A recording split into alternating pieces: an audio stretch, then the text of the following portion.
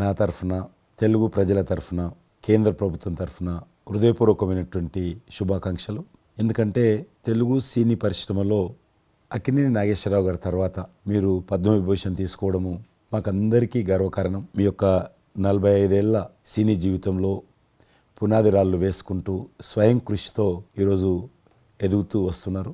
ఎంతో కష్టపడి మీరు ఈ స్థాయికి చేరుకున్నటువంటి మీకు ఈరోజు కేంద్ర ప్రభుత్వం పద్మవిభూషణ్తో సన్మానించడము నిజంగా ప్రతి తెలుగు బిడ్డ గర్వపడాల్సినటువంటి అంశం అని నేను భావిస్తా ఉన్నాను. Thank you so much.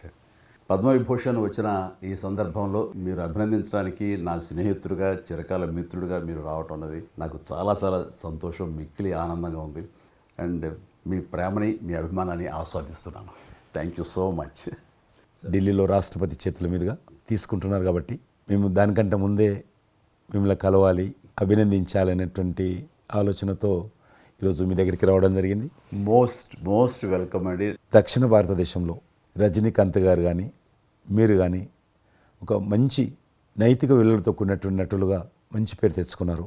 అంతేకాకుండా మన తెలుగు ఇండస్ట్రీస్కి వచ్చినప్పుడు తెలుగు ఇండస్ట్రీలో అప్పుడప్పుడు అనేక రకాల సమస్యలు వస్తుంటాయి, క్రైసిస్ వస్తూ ఉన్నప్పుడు ప్రభుత్వంతో కానీ మీ నటుల మధ్యలో కానీ సినిమా ఇండస్ట్రీ మధ్యలో కానీ వచ్చినప్పుడు సీనియర్ నటుడిగా, మెగాస్టార్గా అందరినీ సమన్వయపరుస్తూ మరి ముందుకు తీసుకెళ్ళేటువంటి వారు. అలాంటి మీరు ఈరోజు మరి పద్మవిభూషణ్ రావడం అనేటువంటిది మరి అందరం సంతోషించాల్సిన అంశం అని నేను భావిస్తా ఉన్నాను. ఈ ఇండస్ట్రీ లేకపోతే మేము లేవండి.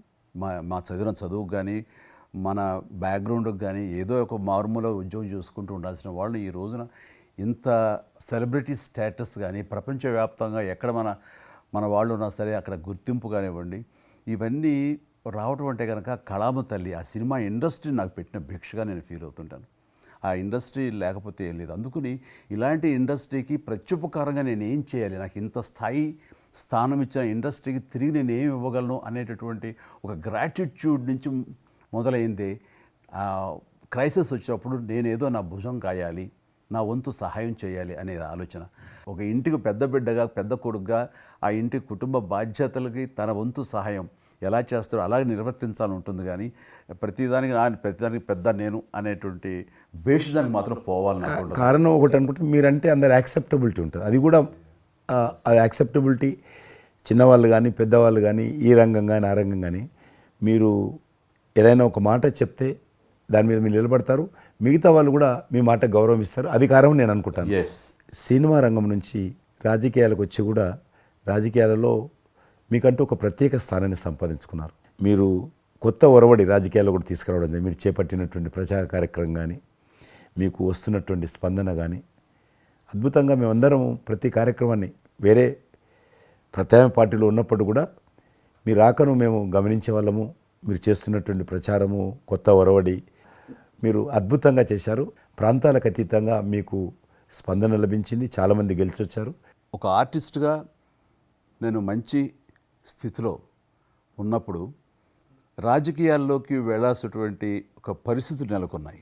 ఆ సమయంలో నేను ప్రజలకి ఏదో చెయ్యాలనే తప్పనే ప్రధానం తప్ప ఎలాంటి పొజిషన్స్ ఏమిటి దీని మీద నాకు దృష్టి లేదు. ఎందుకంటే అన్నిటికీ మించినటువంటి ఉన్నతమైన స్థానాన్ని వాళ్ళ మనసులో వాళ్ళు ఇచ్చిన తర్వాత దానికి మించి నాకు ఏది కావాలి కోరిక లేదు నాకు. అయితే ఇదో చిన్న ఎత్తున మనకి తెలిసి మనకు అందుబాటులో ఉన్నటువంటి చారిటబుల్ ట్రస్ట్ ఇవి పెట్టి చేస్తాం, నేత్రదానం అని, రక్తదానం అని చేస్తున్నాం. కానీ పెద్ద ఎత్తున చేసే అవకాశం భగవంతుడు ఇస్తే కనుక అది చిత్తశుద్ధితోటి నేను మనసావాచ కర్మేణ చెయ్యాలి అని ఆ రకంగా నా కృతజ్ఞత తీర్చుకోవాలని మాత్రం చూపించాలని మాత్రం నాకు ఎప్పుడు ఉంటుండేది. నాకు ఇప్పటికి జ్ఞాపకం ఉంటుంది.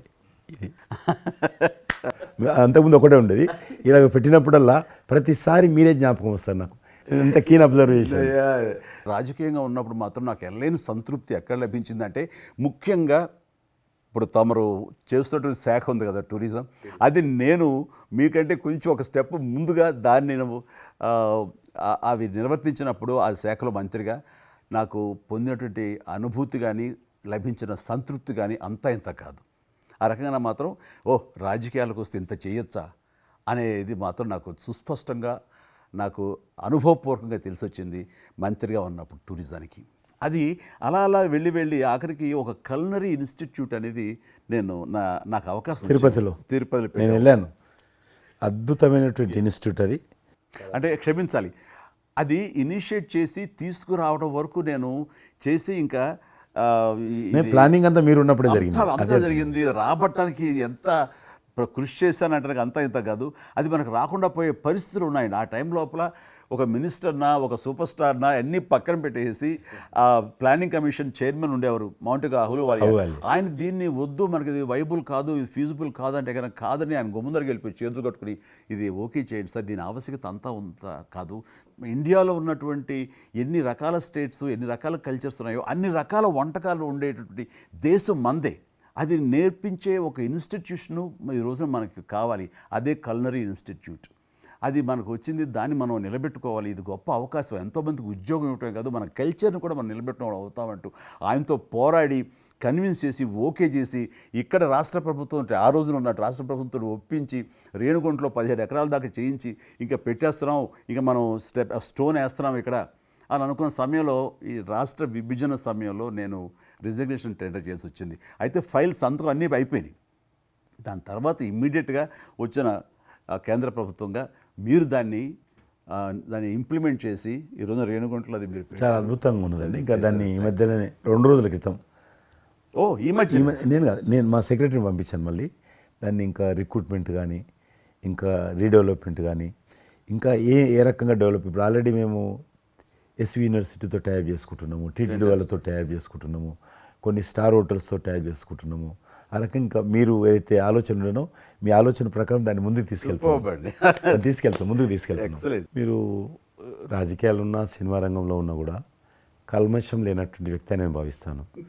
ఎవరిని పల్లెత్తు మాట అన్నారు, ఇంట్లో అన్నారు అనుకుంటే బయట అన్నారు అనుకుంటాను.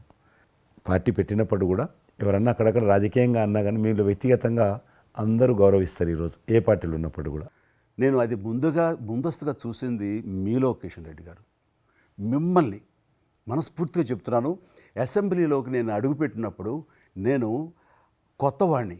నా వెనకాల ఆల్రెడీ ఒకసారి ఎమ్మెల్యేగా చేసి రెండోసారి ఎమ్మెల్యేగా ఉన్న కిషన్ రెడ్డి గారు నా పక్క సీట్లో ఉండేవారు.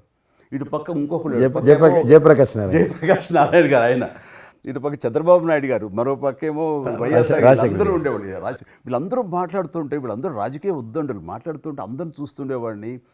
అక్కడ నాకు వచ్చిన షాక్ ఏంటంటే, ఫస్ట్ ఒకళ్ళు దుయ్యబెట్టుకుంటూ తిట్టుకుంటూ అసలు దుర్భాషలు ఆడుకుంటూ కొట్లాడుకునే పరిస్థితి వస్తూ ఇక ఫినిష్ అయిపోయింది, ఇక ఒకళ్ళొకళ్ళు మాట్లాడుకోరు, ఇంకా వీళ్ళు దీర్ఘకాల శత్రువులు వీళ్ళు ఇంకా అనే ఫీలింగ్ వచ్చింది. ఇలా ఉంటుందా అనేది.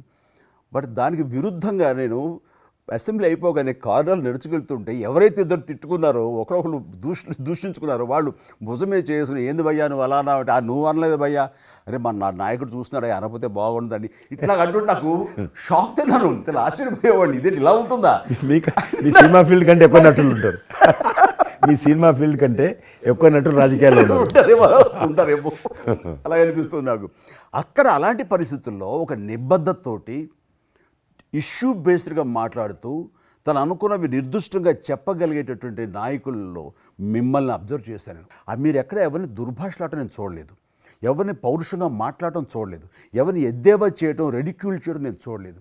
మీరు ఎంతసేపు ఇష్యూ బేస్డ్గా మాట్లాడేవాళ్ళు, స్ట్రాంగ్ వాయిస్ చేసుకుని మీరు అనుకున్నది అది ఎంత కరెక్టు, ఎలా అన్యాయం జరుగుతుంది అని ఆ ప్రజలకి మద్దతుగా ప్రజల తరపున నిలబడి మాట్లాడిన నాయకుడుగానే మిమ్మల్ని చూశాను. నేను ఇప్పటికీ అలాగనే ఉన్నాను.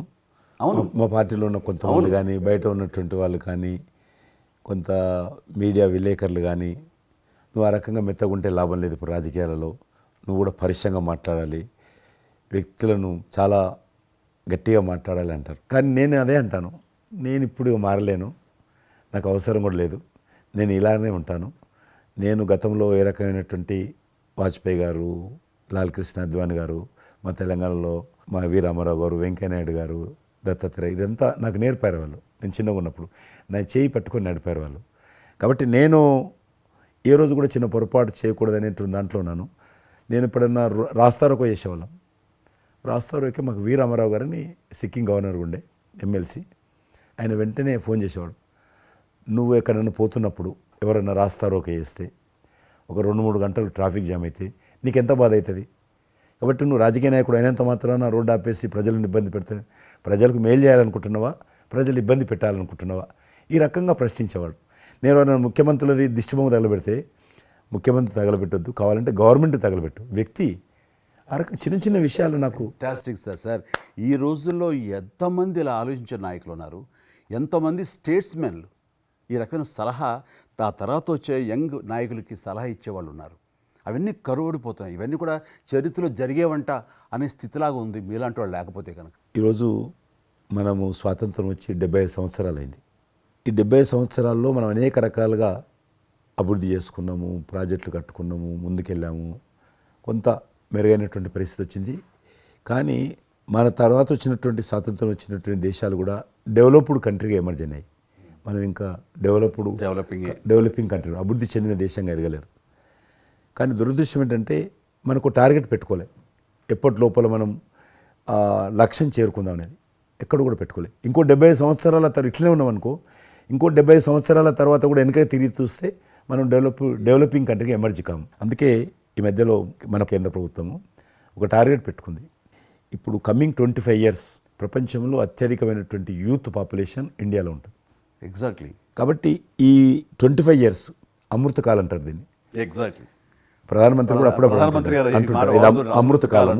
కాబట్టి ఈ 25 ఇయర్స్ మన యూత్ కానీ ప్రతి ఒక్క ఫీల్డ్ కానీ మనము ఇప్పుడు సినిమా ఫీల్డ్ అందుకు సినిమా ఫీల్డ్ 2047లో ఏ రకంగా ఉండాలి, ప్రపంచాన్ని ఏ రకంగా డామినేట్ చేయాలి, అగ్రికల్చర్ ఏ రకంగా డామినేట్ చేయాలి, ఇండస్ట్రీ ఏ రకంగా డామినేట్ చేయాలి, ఎన్జిఓస్ ఏ రకంగా పనిచేయాలి, ఆర్థిక వ్యవస్థ ఏ రకంగా ఉండాలి, ఆ రకంగా ఎవరికి వారు 140 కోట్ల మంది మనం అనుకొని 2047 లోపల 100 సంవత్సరాల స్వాతంత్ర పండుగ జరుపుకుంటాము. ఆ రోజుకు మనం అభివృద్ధి చెందిన దేశంగా ఎదగాలి. ఇంకొక మాట అంటారు ప్రధానమంత్రి గారు, అప్పుడు ఏ పార్టీ ఉంటుందో అధికారం మనకు అనవసరం. అప్పుడు ఎర్రకోట నుంచి ఏ ప్రధానమంత్రి ఏ వ్యక్తి జాతీయ పతాకం ఆవిష్కరిస్తారో మనకు సంబంధం లేదు, ఎవరైనా ప్రజలు అనుకుంటారు. కానీ ఆ రోజుకు మన దేశం ప్రపంచంలో డెవలప్డ్ కంట్రీ స్థాయికి ఎదిగి 3, 4, 5 ఉంటే అట్లో మన దేశం ఉండాలి అనేది అని ఈరోజు మనం అందరం ఒక లక్ష్యంగా పెట్టుకొని ముందుకెళ్తే యూత్ ఏదైతే అంటున్నారో మీరు, ఆ యూత్ కూడా మరి వాళ్ళ జీవితం సాఫల్యం చెందినట్టు అవుతుంది. ఇప్పుడు డెవలప్డ్ కంట్రీస్లో మనది ఆర్థికంగా చూసుకుంటే కనుక ఆర్థిక వ్యవస్థగా మనది 5వ కంట్రీగా డెవలప్ అయింది. లార్జెస్ట్ ఎకానమీ ఈ మధ్య కాలంలో, ఈ మధ్య సంవత్సరాల్లో, ఒక దశాబ్ద కాలం లోపల. ఇప్పుడు వచ్చే 5 సంవత్సరాల్లో మనం థర్డ్ ప్లేస్ చేరుతాం. ఇప్పుడు యూకే లాంటి మనల్ని పరిపాలించి ఆక్రమించుకొని పరిపాలించినటువంటి బ్రిటన్ కూడా వెనకకి నెట్టేసి 5వ స్థానానికి వచ్చేసాం. వచ్చేటువంటి 5 సంవత్సరాల్లో ఖచ్చితంగా మనం 3వ స్థానంలోకి లార్జెస్ట్ ఎకానమీ కంట్రీగా మనం ఎమర్జ్ అవుతాం. 100%. అవన్నీ ఇప్పుడు జరుగుతున్నటువంటి ఈ యొక్క డెవలప్మెంట్స్, ఈ ఆర్థిక సంస్కరణలు ఇవన్నీ చూస్తుంటే ఖచ్చితంగా ఆ రోజు ఎంతో దూరం లేదు మీరు చెప్పినట్లుగా. మీ తెలిసి మధ్యలో G20 సమావేశాలు నిర్వహించినప్పుడు నేను మీతోటే మాట్లాడాను. శ్రీనగర్ అంటే ఎట్లా ఉండనో పరిస్థితి తెలుసు. ఈ టూరిజం మినిస్ట్రీకి 4 మీటింగ్లు అవుతాయి. ఒక మీటింగ్ అక్కడ పెట్టాలని నిర్ణయించుకున్నప్పుడు ప్రధానమంత్రి అన్నారు, సినిమా ఫీల్డ్ మీద చర్చించండి, ఎందుకంటే సినిమా ఫీల్డ్ ఎక్కువగా షూటింగ్లు చేసేవాళ్ళు. మేము చిన్నగా ఉన్నప్పుడు జమ్మూ కాశ్మీర్ వెళ్ళలేదు ఎవరం కూడా, కానీ దేశంలో ఉన్నటువంటి కోట్లాది మంది కాశ్మీర్ అందాలను చూశారు సినిమాల కారణంగా. ఎవరు పోలేదు అక్కడికి, కానీ చూశారు. కాబట్టి ఆ సినిమా ఫీల్డ్కి సంబంధించినటువంటి సెషన్ పెట్టాలి మీరని చెప్పి ప్రధానమంత్రి గారు చెప్పి ఆయన ఆదేశించిన తర్వాత ఈ సినిమా ఫీల్డ్కి సంబంధించి అన్ని దేశాలకు సంబంధించినటువంటి ప్రముఖులందరినీ కూడా ఆహ్వానించాం. అప్పుడు మేము మీటింగ్ పెట్టాలంటే పాకిస్తాన్ అన్ని దేశాలకు లెటర్స్ రాసింది, చైనా లెటర్స్ రాసింది, టెర్రరిస్ట్ ఆర్గనైజేషన్స్ అన్నీ కూడా హెచ్చరించాయి. జమ్మూ కాశ్మీర్కి వస్తే, Kashmir is a disputed place అది, కాబట్టి ఎవరు రావద్దు, వస్తే మాత్రము ఏమైనా అవుతే మాకు సంబంధం లేదని పాకిస్తాన్ కూడా అందరూ హెచ్చరించారు. బట్ ప్రైమ్ మినిస్టర్ చెప్పాడు, ఎట్టి పరిస్థితుల్లో మీటింగ్ పెట్టి తీరాలి, నువ్వు నాకు అనవసరం, నీకేం కావాలో నేను అన్ని ఏర్పాటు చేస్తాను. ఆ తర్వాత నేను మీతో మాట్లాడి ఆ రోజు అప్పుడే కాశ్మీరు అనగానే మీరు కాశ్మీరు లోయల్లో కన్యాకుమారి ఇలాంటి సాంగ్స్ ఎన్నో మాకు గుర్తుకొచ్చినాయి. అలాంటిది మళ్ళీ మీరు మీ పార్టిసిపేషన్ ఉంటే బాగుంటుంది అనుకున్నప్పుడు ఆ టైంలో నేను రాలేని పరిస్థితిలో రామ్ చరణ్ వస్తే బాగుంటుంది, అతను RRR సినిమా ఆస్కార్ అవార్డు తోటి తను మంచి ఆస్కార్ అవార్డు వచ్చింది, బాగుంటుంది, ప్రధానమంత్రి గారు చెప్పాను. అప్పుడు అందరూ ఫారినర్స్ డెలిగేట్స్ అందరూ కూడా ఏ సినిమా సాంగ్ అది ఇదే నాటు నాటు నాటు నాటు సినిమా డాన్స్ చేశారు అక్కడ డాన్స్ చేశారు వాళ్ళు. ఎవరు మన కొరియన్ అంబాసిడర్, కొరియన్ మినిస్టర్.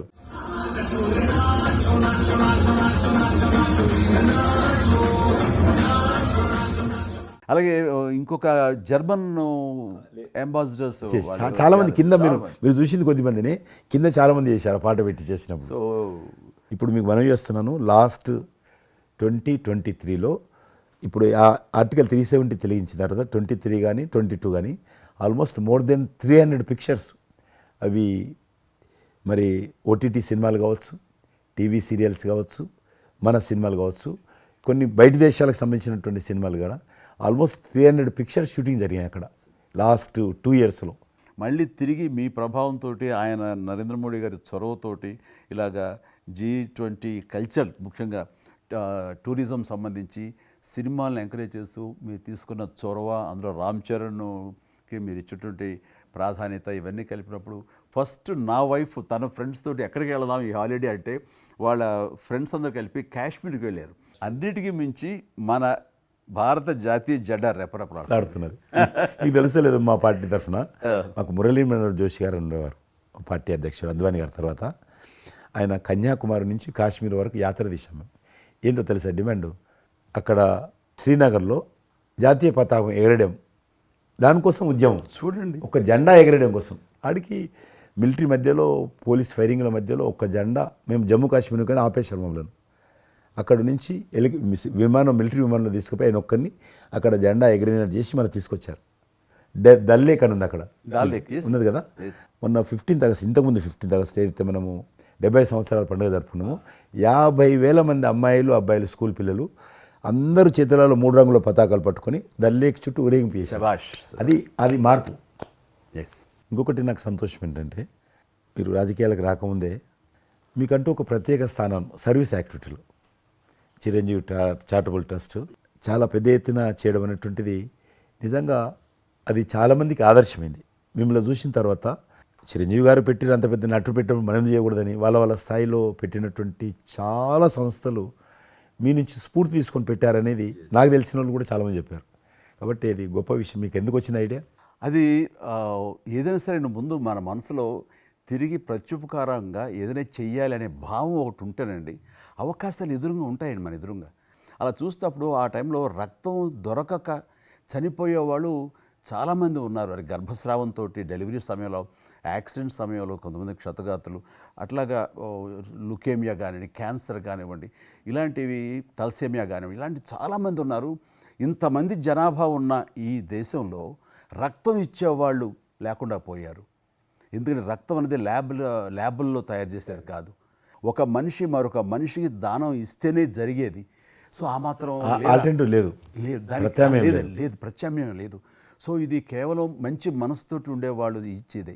వాళ్ళు మోటివేట్ చేయాలంటూ నేను ఏం చేస్తానంటే, నా ఫ్యాన్స్ని ఫస్ట్ మోటివేట్ చేద్దామని దీని ఆవశ్యకత చెప్పడం కోసంగా షార్ట్ ఫిల్మ్స్ కానివ్వండి, ఎక్కడ పెడితే అక్కడ నేను ఇవ్వటం మొదలుపెట్టేసరికి ఈ రోజున రక్తం ఇవ్వటం కోసంగా ముమ్మరంగా ముందుకు రాగలుగుతున్నారు అంటే దాన్ని ఇనిషియేట్ చేసింది, దానికి ముందస్తుగా దాన్ని మోటివేట్ చేసింది నేను అని చెప్పుకోవడానికి నాకు గొప్ప విషయం అండి. కానీ మీరు ఒక ఉద్యమంలాగా తయారు చేశారు దాన్ని, ఒక మూమెంట్ లాగా తయారు చేసి మిషన్కి hats off to my fans and motivate అయిన ధర్మాత్ములు, మంచి మనసు ఉన్న వాళ్ళు ఎంతోమంది ముందుకు వచ్చారు. వాళ్ళందరికీ కూడా ఈ సందర్భంగా చేతులెత్తి నమస్కరిస్తాను. ఇక్కడ మీ గురించి నేను ఇంకోటి విన్నాను, మీరు ఏదైతే నా సేవా కార్యక్రమాల గురించి మీరు ప్రస్తావించారో అదే సమయంలో నేను కోవిడ్లో కూడా నేను కొంచెం యాక్టివ్గా ఉండి మా కార్మికులకి సంబంధించి 3 నెలల పాటు 4 నెలల పాటు నా మిత్రుల సహకారంతో నేను కొంత అమౌంట్ తోటి సినిమా ఫీల్డ్లో పనిచేస్తున్నటువంటి బాయ్, ఆఫీస్ బాయ్ నుంచి మొదలు పెడితే టెక్నీషియన్స్ వరకు కూడా మీరు చాలా పెద్ద ఎత్తున 4,000 మందికి నేను గ్రాసరీస్ ఇవ్వగలిగాను వాళ్ళకి బయటికి రాని పరిస్థితిలో. బట్ అదే పరిస్థితిలో మీరు దేశవ్యాప్తంగా, మీరు ముఖ్యం ఇక్కడ మన రాష్ట్రానికి సంబంధించి తెలంగాణలో మీరు ఫ్రంట్ లైన్లో ఉండి ప్రతి వాళ్ళని పరామర్శిస్తూ, ప్రతి హాస్పిటల్కి వెళుతూ, ఎవరైతే ఆ రోజున ఫ్రంట్ లైన్ హీరోస్ ఉన్నారో వాళ్ళందరినీ పరామర్శిస్తూ మీరు అద్భుతంగా పెద్ద ఎత్తున చేశారు. అదే కాకుండా మన ఇండియా లెవెల్లో మీరు corona command control room, corona command control room మీకు మీ ఆధ్వర్యంలో జరిగింది. అప్పుడు మీరు చేసిన సేవల గురించి దేశం ప్రస్తావించారు. అంటే అప్పుడు నోడల్ మినిస్ట్రీ హోమ్ మినిస్ట్రీ ఉండింది, ఏమైనా డైరెక్షన్స్ దేశానికి ఇవ్వాలన్నా, రాష్ట్ర ప్రభుత్వాలకు ఇవ్వాలన్నా, లాక్డౌన్ ఎక్కడ పెట్టాలి, ఎక్కడ పెట్టకూడదు, ఎప్పుడు పెట్టాలా, లాక్డౌన్లో ఏ స్థాయికి వెళ్ళాలా అన్నీ కూడా హోమ్ మినిస్ట్రీ ఇచ్చేది. నేను అప్పుడు హోమ్ మినిస్ట్రీలో ఉన్నాను. ఉన్నారు. ప్రజలకు రోజువారీ అవసరమైనటువంటి 24 మినిస్ట్రీస్, 3 జాయింట్ సెక్రటరీస్ ఒక్కొక్క మినిస్ట్రీ నుంచి 8 గంటల చొప్పున హోల్ నైట్ టు డే 24/7 ఆ బ్యాచ్ కరోనా కంట్రోల్లో కూర్చోవాలి. ఆ రకం కూర్చున్నప్పుడు దానికి యాజ్ ఎ మినిస్టర్గా నన్ను ఇన్ఛార్జ్ పెట్టారు ప్రధానమంత్రి గారు, అమిత్ షా గారు. చాలా అద్భుతంగా నేను కూడా ఆల్మోస్ట్ 1.5 మంత్ ఆఫీసులోనే పడుకున్నాను.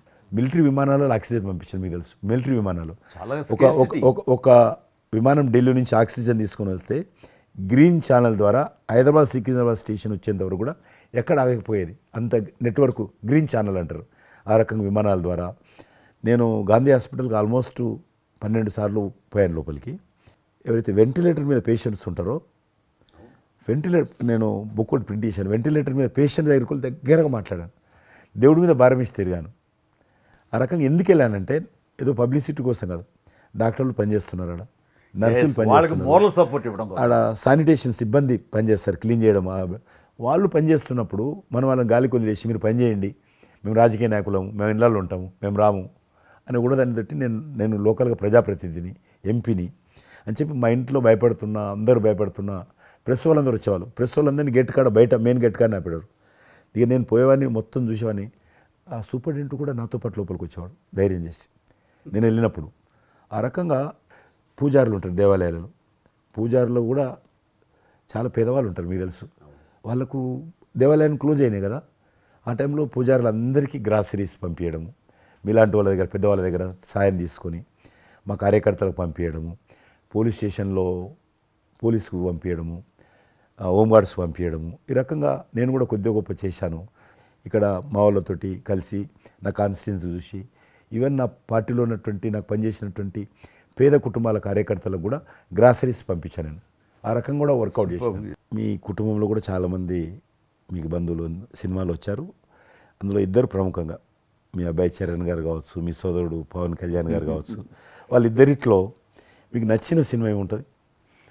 పవన్ కళ్యాణ్ సినిమాల్లో నాకు తొలి ప్రేమ ఒకటి చాలా ఇష్టం, బద్రీ ఇష్టం, అలాగే జల్సా అనే ఇంకో సినిమా, అత్తారెడ్డి దారేదైతే చాలా నేను చూశాను. అది అవి తను చేసినవి సినిమాలైనా అన్నీ కూడాను అద్భుతమైన సినిమాలే, 1-2 తప్ప.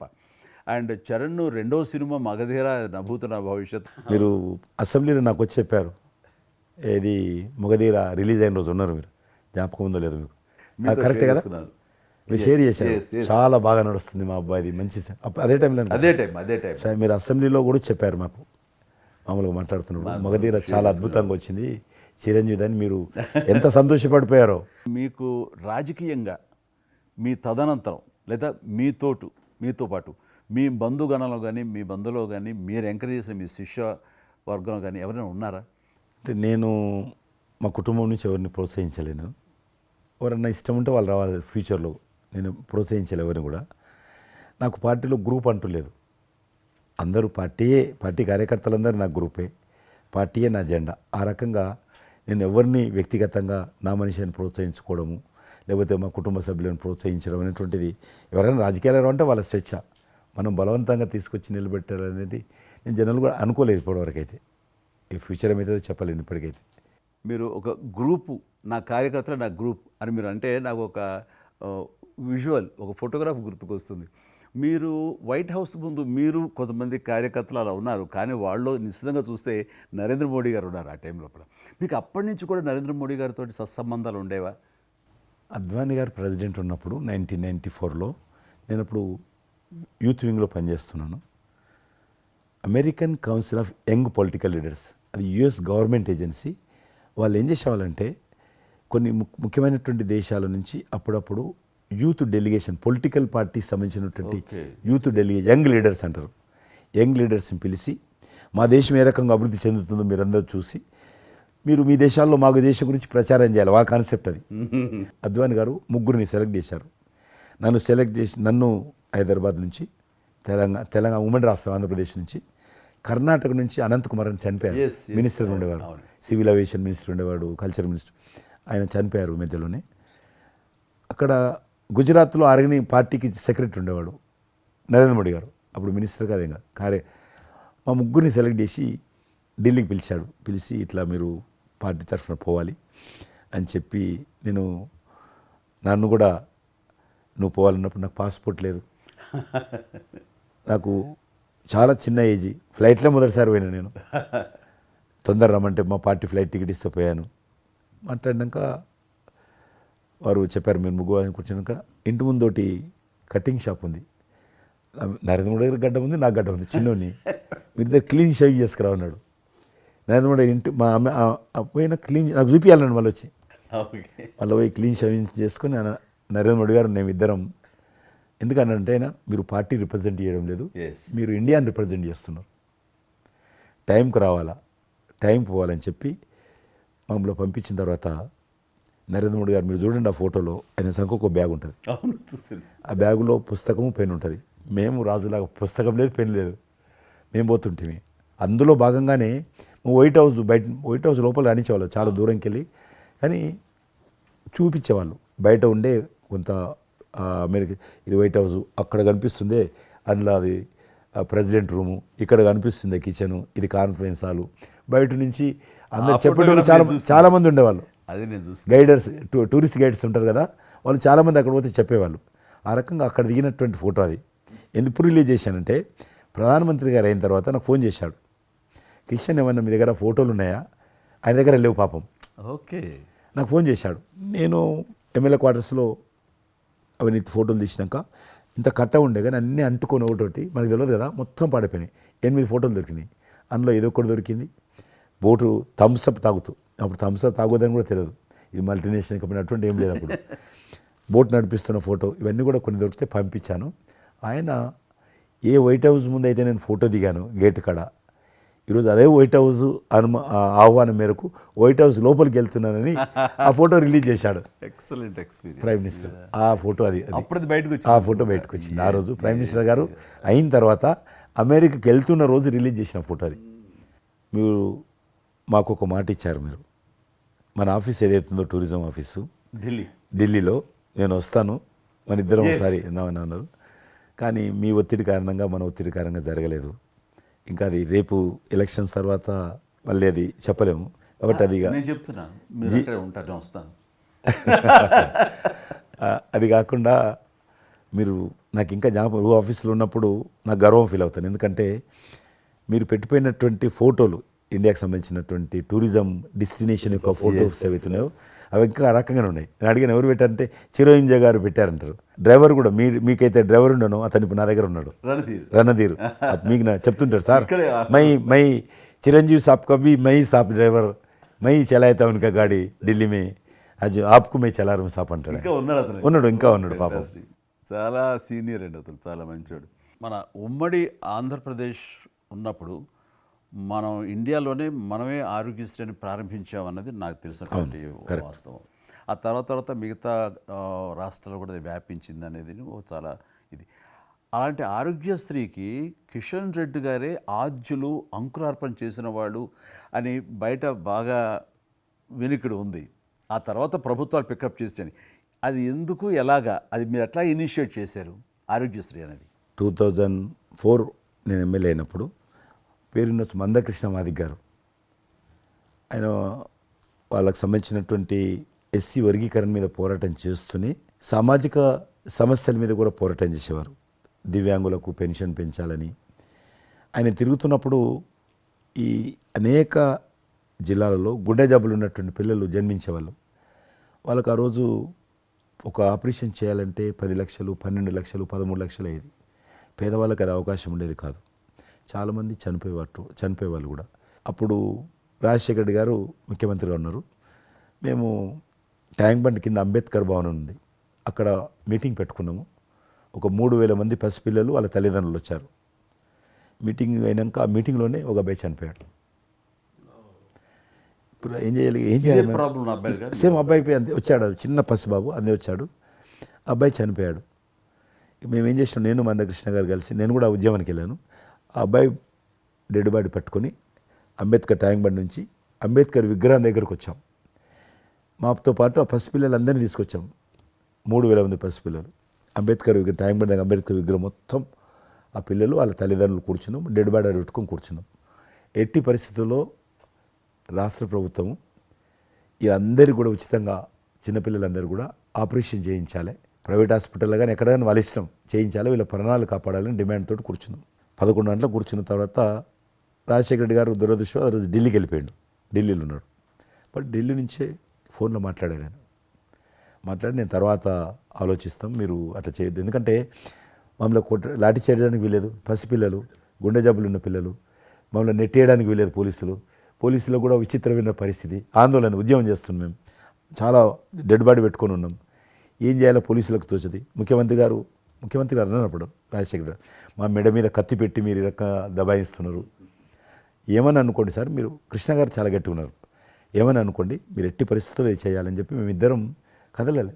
రాత్రి ఆల్మోస్ట్ 10 o'clock మళ్ళీ ముఖ్యమంత్రి గారు ఫోన్ చేసి మీరు మాట చెప్పడం కాదు ఆర్డర్ రావాలను, వీళ్ళందరికీ ఫస్ట్ మేము రాష్ట్ర ప్రభుత్వం తరఫున గుండె జబ్బులు ఉన్నటువంటి పిల్లలందరికీ ఎంత డబ్బైనా ఖర్చు అయినా సరే మేము ఆపరేషన్ చేయిస్తానని చెప్పి ఢిల్లీ నుంచి మాట ఇచ్చి ఆర్డర్ తీసి మా చేతులు పెట్టినాక మేము పిల్లలందరినీ తీసుకొని వెళ్ళిపోయినాం, ఫస్ట్ పిల్లలు వాళ్ళ తల్లిదండ్రులు. ఆ తర్వాత మళ్ళీ ముఖ్యమంత్రి గారు వచ్చిన తర్వాత మళ్ళీ మీటింగ్ పిలిచాడు మమ్మల్ని. పిలిచి ఈ రకంగా చేయడం తప్పు, మీరు నన్ను బెదిరించారు, బ్లాక్మెయిల్ చేశారు, ఆర్డర్ చేశారు, ఏమని అనుకోసారి మేము ప్రజల పిల్లల ప్రాణాలు కాపాడడం కోసం చేశాం తప్ప మీకు వ్యతిరేకంగా కాదు, ఇంకొకరు కాదు.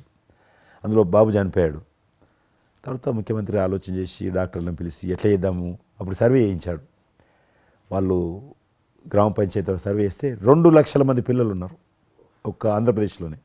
ఉభయ రాష్ట్రాల్లో గుండెకు జబ్బు హోల్ ఉండి పుట్టినటువంటి వాళ్ళు 2 లక్షల మంది పిల్లలు ఉన్నారు. ఇంతమందికి నేను ఎట్లా చేస్తా అది ఇదని మళ్ళీ సర్వే వచ్చిన తర్వాత వెరిఫికేషన్ వచ్చిన లిస్ట్ తీశాడు, అంచనా వచ్చిన తర్వాత అప్పుడు ఆయన ఇన్సూరెన్స్ ఏదైనా చేద్దామా అని, ఆయన డాక్టర్ కదా ఒరిజినల్గా, ఆయన డాక్టర్ వృత్తి చదువుకున్నది MBBS అయినా, ఆయనకి ఈ విషయం బాగా తెలుసు కాబట్టి ఏం చేద్దామని ఆలోచన చేసి అప్పుడు ఇన్సూరెన్స్ పథకం ఆ పిల్లల కారణంగా, గుండె జబ్బులు ఉన్నటువంటి పిల్లల కారణంగా ఆ 2 లక్షల మందికి పిల్లలు ఇన్సూరెన్స్ చేయాలన్న వచ్చినటువంటి ఆలోచనే ఈ ఆరోగ్యశ్రీ పథకం. అలా మీరు ఇనిషియేట్ చేసినటువంటి ఈ ఆరోగ్యశ్రీ కానివ్వండి, ఇది నిజంగా ఇలాంటి సామాజిక స్పృహ అనేది రాజకీయంగా ఆలోచిస్తే వచ్చేది కాదండి. ఇది మానవతా విలువలతోటి మానవత్వంతో ఆలోచించారు కాబట్టి ఈ రోజున అది సఫలీకృతం కాగలిగింది. భారతదేశంలోనే అది ఒక అందరూ ఆచరించేటువంటి గొప్ప పథకం అయింది. అది ఎంతమంది లబ్ధి పొందుతారో వాళ్ళందరూ బ్లెస్సింగ్స్ మీకు ఉండాలి. అసెంబ్లీలో ఉండగా నాకు ఒక రిప్రజెంటేషన్ ఇచ్చారు. ఈ హోమ్ గార్డ్స్ గురించి మీరు తీసుకున్న శ్రద్ధ ఆహ్వానించిన మీరు పడ్డ తపన కానీ అంతా ఇంత కాదు. అండ్ అది మీరు ఈ రోజున వాళ్ళకి ఏదైనా లబ్ధి చేకూరిందంటే దానికి కూడా నాంది పలికిన వాళ్ళు కిషన్ రెడ్డి గారు. 3,000 జీతం ఉండేది సార్ వాళ్ళకు కుటుంబము. వాళ్ళు 12 గంటలు 13 గంటలు 14 గంటలు ఇప్పుడు ట్రాఫిక్ చేస్తుంటారు కదా, వాళ్ళు 12 గంటలు దుమ్ము ధూళి ఎండలో వాళ్ళు ఇట్లా ఏలు పెడితే మొత్తం మన చేయి నల్లగవుతుంది, అంత మట్టి కాలుష్యంతో ఉంటారు వాళ్ళు. రోజు వాళ్ళు ఇచ్చే బట్టలు తెల్ల షర్ట్ వేసుకోవాలి, వాళ్ళు కాకి ప్యాంట్ వేసుకోవాలి. ఉదయం వేసుకునే షర్టు 2 గంటలలో కలర్ మారిపోతుంది. మనం ఇచ్చేటువంటి 3,000 రూపాయలు అలా డ్రెస్ ఉతకడానికే సరిపోతుండే. అందుకే కిషన్ రెడ్డి గారు మీరంటే ఎందుకు గౌరవం అంటే, మీరు రాజకీయ లబ్ధి గురించి ఎప్పుడు చూసేవాళ్ళు కాదు, మీ కాన్స్టిట్యున్సీకే పరిమితమైన మీరు ఎప్పుడు కాదు, విస్తృతంగా అందరికీ లబ్ధి చేకూరే విధంగా తీసుకున్నారు. కాబట్టి అలాంటి మీకు ఆ బలం, మీ వాయిస్కి ఆ స్ట్రెంగ్త్ అలాగా, ఎందుకంటే మీ ఆశయంలో ప్యూరిటీ ఉంది, మీ ఆశయంలో చిత్తశుద్ధి ఉంది మీ ఆచరణలో. కాబట్టి మీలాంటి నాయకుల వల్లనే అవుతుంది ఏదైనా సరే. జనవరి 22 నాడు నేను టీవీలో చూశాను, మీరు అయోధ్యలో రామమందిర నిర్మాణంలో మీ దగ్గర కెమెరాలు పెట్టడము, మీరు కామెంట్ చెప్పడము, మిమ్మల్ని పిలవడము, మీరు పోవడము, మీరు ఆ రోజు టీవీలో దేశమంతా అన్ని టీవీలు మాట్లాడాయి. మీకు మీరు ఏ రకంగా ఫీల్ అనిపించింది మీకు? అది హనుమాన్ని ప్రార్థించే ఆయన మా కులదైవంగా చూసిన మాకు రామచంద్రుడు ఆ నామమే మాకు ఒక రకమైన గొప్ప స్ఫూర్తి మాకు. అలాంటి రాముడు మమ్మల్ని ఆహ్వానించినట్టుగా అనిపించిందండి. అది అక్కడ 500 సంవత్సరాలుగా ఎన్నో అక్కడ ఉన్నటువంటి ప్రాబ్లం అనేది అది సునాయాసంగా చేయటం అన్నది అది ఆయన వల్లనే అయ్యింది, నరేంద్ర మోడీ గారు తలుచుకోబట్టి అయ్యింది అనేది. అలాంటి దానికి మేము ఆహ్వానించబడటం అనేది అది మేము చేసుకున్న అదృష్టం, మా పుణ్యం. చాలామంది అందరము భయపడ్డాం ఏమైపోతుందో దేశంలో గొడవలు అయితే మత కళాలు జరుగుతుందేమో అని. కానీ అదృశ్యం ఏంటంటే ముస్లింలు కూడా చాలామంది సానుకూలంగా. ఇక్కడ నేను ఒక విషయం చెప్పాలి. నేను రామ మందిరం నుంచి నా హోటల్ ఉంది అక్కడ. ఆ హోటల్కి వెళ్ళడానికి నేను కారు హైర్ చేసుకున్నాను మా ఫ్యామిలీ. అది ముస్లిం డ్రైవర్. సో ఈ రోజున ఇంత కాంట్రవర్షియల్ ఈ ప్లేస్లో ఈ రోజున టెంపుల్ కట్టడంపై మీరందరూ ఎక్కడో కొంత అసంతృప్తితో ఉండుంటారు కదంటే. కాదండి, ఈ రోజు నుంచి మా టెన్షన్ రిలీవ్ అయిపోయింది. కరెక్ట్. మేము చాలా రక్షణతో ఉన్నాం అన్న ఫీలింగ్ ఉంది. ఎంత హిందూ కాన్వర్జేషన్ అండి. ఇక్కడ 144 సెక్షన్ ప్రివేల్ అవుతూ ఏ రోజున ఏం గొడవలు జరుగుతాయి, ఎక్కడి నుంచి ఏ ఘర్షణలు జరుగుతాయి, స్కూల్కి వెళ్ళి మా బిడ్డలు వస్తారా వెళ్తారా అనే టెన్షన్లో ఉండేవాళ్ళం మేమంతా. అండ్ అలాంటి ఘర్షణలో వాళ్ళు ముస్లిమ్సా లేకపోతే హిందూసా అని ఏం చూడరు కదండి, ఎవరు అందరూ సఫరర్సే. అలాంటి పరిస్థితులు ఇప్పుడు నెలకొన్న సమయంలో ఎలాంటి గొడవలు లేకుండా ముందు ఒక నిర్ణయం తీసేసుకున్నారు. ఎస్, రామ మందిరం కట్టేసారు, అయిపోయింది. ఇక్కడి నుంచి లిఫ్ట్ చేసేసారు 144 సెక్షన్, ఇంకేం లేదు, అన్నీ సజావుగా సాగిపోతాయంటే మాకు సెక్యూర్డ్ ఫీలింగ్ వచ్చింది. మా బిడ్డలకు రక్షణగా ఉంది, మాకు ఇంకేమీ కాదన్న భరోసా వచ్చింది మాకు. వీఆర్ సో హ్యాపీ అని ఒక ముస్లిం సోదరుడు అన్నారు. ఇప్పుడు అదే మీరు ప్రస్తావిస్తున్నారు. ఇప్పుడు చాలామంది ముస్లిమ్స్ వెళ్తున్నారు చూడడానికి, దర్శనం చేసుకోవడానికి. ఒక అమ్మాయి అయితే బాంబే నుంచి నడుచుకుంటూ వచ్చింది, 22nd చేరుకుంది అక్కడ అమ్మాయి. ఓకే, నేను ఉన్నాను వెనకనే ధైర్యాన్ని ఇచ్చేటువంటి మన ప్రధాని గారు, ఈ భారత ప్రభుత్వం ఇవన్నీ కలిపి దోహదపడ్డాయి. అందుకని ఆయన ఒక మాట అన్నారు అయోధ్య టైంలో, మొన్నటిదాకా టెంట్లో రాముడిని చూసాం, ఇంకా రావుడికి ఆ పరిస్థితి లేదు, ఆయన ఒక పర్మనెంట్ స్ట్రక్చర్లో ఉంటాడు అని అన్నప్పుడు అందరూ మంచి రెస్పాన్స్ ఇచ్చారు, బాగా రెస్పాండ్ అయ్యారు. అట్లాగా ఈ రోజున ఆయన తీసుకున్న ప్రతి కార్యక్రమం కూడాను ఒక మత సామరస్యాన్ని సూచిస్తుంది. దానికి నేను ఒక్క విషయం కూడా చెప్తాను, మీరు చెప్పారు కదా, నేను ఎలక్షన్ ప్రచారానికి 2019లో కానీ అంత ముందుగానే వెళ్ళేవాడిని. డిఫరెంట్ రీజన్స్ మా పార్టీకి సంబంధించి కావచ్చు, ఇతరత్ర కావచ్చు. మేము వెళ్తున్నప్పుడు ముస్లిం సమాజాన్ని బస్తీలు కూడా వస్తాయి కొన్ని. మేము ఎంత మైకులు పెట్టుకొని డ్రమ్ కొట్టుకుంటూ పోయినా కూడా ఒక్కరు కూడా బయటకు వచ్చేవాళ్ళు కాదు. ఇప్పుడు పరిస్థితి త్రిపుల్ తలాక్ అని ఒకటి ఉండేది, అది ముస్లింలో ఒక సాంప్రదాయం. అది ఏదైనా భర్త కోపం వచ్చినా 3 సార్లు తలాక్ అంటే ఆడబిడ్డ ఇంటి నుంచి వెళ్ళిపోవాలి. 3 సార్లు అంటే తలాక్ అంటే వెళ్ళిపోవాలి. అయితే దాన్ని మోడీ గారు త్రిపుల్ తలాక్ సిస్టాన్ని చట్టం చేసి ఇది చేయడానికి వీల్లేదు, ముస్లిం మహిళలకు కూడా హక్కులు ఉంటాయి అని చెప్పి ఆయన చేశాడు. అప్పుడు కూడా చాలామంది భయపెట్టించారు, మత కళాలు జరుగుతాయి, అట్లా చేయొద్దు, నువ్వు ముస్లిం పర్సనల్ విషయాల్లో మీరు జోక్యం చేసుకుంటున్నారంటే ఆయన చాలా వివరంగా చెప్పాడు.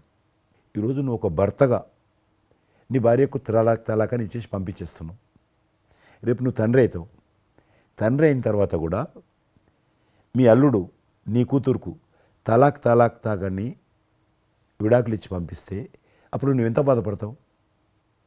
కాబట్టి ఏ తండ్రి అయినా సరే అట్లుంటుంది. కాబట్టి ఇది ఈ రకమైనటువంటి ఉండకూడదని చెప్పి ఆయన త్రిపుల్ తలాక్ రద్దు చేస్తే, నేను ప్రచారానికి వెళ్తున్నప్పుడు అంతకుముందు బయటకు వచ్చేవాళ్ళు కాదు. ఉదాహరణకు నేను ఇట్లా పోతున్నాను అనుకోని, రోడ్డు రథం మీద నేను పోతుంటే ఇటు సైడ్ నుంచి ఒక ముస్లిం అలా భార్యను కూర్చొని పెట్టుకొని మోటార్ సైకిల్ మీద నడుపుకుంటూ వచ్చేవాడు. ఇప్పుడు ఏం చేస్తున్నంటే భర్తకు చూడకుండా వెనుకున్నటువంటి భార్య పరద లేపి ఇట్లా నాకు ఊపుతున్నచ్చి, ఇది నేనే సాక్ష్యం. అంత మార్పు వచ్చింది. కట్టన్స్ ఓపెన్ చేసి బస్తీలలో ఇండ్ల ముందుకు వెళ్తుంటే ముస్లిం ఆడబిడ్డలు వచ్చి, మాతృమూర్తులు వచ్చి, తల్లులు వచ్చి చేతులు ఊపుతున్నారంటే నిజంగా సంతోషం. అంటే ఆడబిడ్డలో 10 కోట్ల మంది ముస్లిం ఆడబిడ్డలు ఉంటారు దేశంలో, కానీ అది రావడంతో వాళ్ళకు ఒక ధైర్యం వచ్చింది, వ్యతిరేకత లేకుండా ఏ ప్రొటెస్ట్ లేదు. అదే ఫస్ట్ ఆఫ్ ఆల్ విజయం. కాబట్టి ఈరోజు ఆ రకంగా మీరు చెప్పిన దాన్ని బట్టి వాతావరణం మార్పు వచ్చింది. ఈరోజు మత కళాలు లేవు, కర్ఫ్యూలు లేవు. హైదరాబాద్లో ఎన్ని గొడవలు జరుగుతుండే, ఒక్క గొడవ లేదు ఎక్కడ. బాంబేలో, యూపీలో ఎక్కడ చూసినా మత కళాలు ఉండేది. ఈరోజు ఆల్మోస్ట్ 98% కమ్యూనల్ క్లాసెస్ అయిపోయినాయి. ఎక్కడ కూడా కర్ఫ్యూ అనో లేదు. దేశంలో ఎక్కడో దగ్గర కొన్ని నగరాలలో కర్ఫ్యూ ఉంటుండేది, కొన్ని నగరాల్లో మత కళాలు జరుగుతుండేది. ఎక్కడో ఒక దగ్గర యూపీలోను, మధ్యప్రదేశ్లోను, మహారాష్ట్రను, ఇప్పుడు బీహార్లోను ఎక్కడ లేదు. ఈవెన్ జమ్మూ కాశ్మీర్ లాంటి రాష్ట్రంలో కూడా 144 సెక్షన్ లేనటువంటి పరిస్థితి ఉన్నది. మీరు వేయించాలంటే అద్భుతంగా ఉన్నమాట. అది నరేంద్ర మోడీ గారు చాలా విజనరీగా ఆ రకంగా చేశారు. చాలా సంతోషం కృష్ణరెడ్డి గారు. మీరు నన్ను అభినందించడానికి అవార్డు తీసుకుంటున్న సమయంలో పురస్కరించుకుని మీరు వచ్చినందుకు, నన్ను అభినందించినందుకు ధన్యవాదాలు తెలియజేస్తూ, మీతో ఇంతసేపు సంభాషించడంలో ఎన్నెన్నో విషయాలు తెలుసుకున్నాను. నాకు అనుభవపూర్వకంగా తెలిసినవి మీతో పంచుకున్నాను. అండ్ మీలాంటి నాయకులు రావాలి, ఉండాలి, మరి ఎంతోమందికి ఇన్స్పిరేషన్గా ఉండాలి. మీ ఆశయాలు, మీ ఆచరణలు, మీ సమస్య పరిష్కార మార్గాలు, అలాగే మీ నాయకుల యొక్క ఆయన ఆశయాలు, ఆయన యొక్క మార్గదర్శకంగా మీ ముందుండి మిమ్మల్ని ముందు నడిపించే విధంగా, తద్వారా అందరూ కలిసి భారతదేశాన్ని మీరు చెప్తున్నట్టుగా అభివృద్ధి చెందిన దేశాల్లో ఒక దేశంగా పెట్టే స్థితికి మనం వెళ్ళాలనే ఆశాభావం మీ అందరితో పాటు నాకు ఉంది. అండ్ మరొకసారి మీకు ధన్యవాదాలు. తప్పకుండా మీరు జీవితంలో ఇంకా మరెన్నో మెట్లెక్కాలి, ఇంకా మీకు మంచి భవిష్యత్తు ఉంది. ఇటు సినిమా రంగానికి సేవ చేయాలి, అటు సమాజంలో కూడా సేవ చేసేటువంటి అనేక రకాల, సమాజం అంటే ఒక రాజకీయాలే కాదు, అనేక రకాలుగా మీరు చేస్తూ ఉన్నారు ఇప్పటికీ. కాబట్టి రేపు భగవంతుడు ఏం చేస్తారు ఎవరి చేతుల్లో లేదు. కాబట్టి మీరు నిండా నూరేళ్ళు ఉండి ఈ దేశానికి, ఈ ప్రజలకు సేవ చేయాలని నేను మనస్ఫూర్తిగా కోరుకుంటూ, మరొకసారి పద్మవిభూషణ్ అందుకుంటున్న సందర్భంగా మీరు నా హృదయపూర్వకమైనటువంటి శుభాకాంక్షలు. Thank you. అలాగే మీకు ఈ ఎన్నికలు విజయవంతం కావాలని మనస్ఫూర్తిగా కోరుకుంటూ, ఖచ్చితంగా మీరు మళ్ళీ ఏ మినిస్ట్రీలో ఉంటారో, ఎక్కడ ఉంటారో అనేది నాకు మన చేతుల్లో లేదు. తెలుస్తుంది. అండ్ వచ్చి మిమ్మల్ని అలా కలుస్తాను నేచర్ మాట ప్రకారం. ఆల్ ద వెరీ బెస్ట్ అండి. Good luck.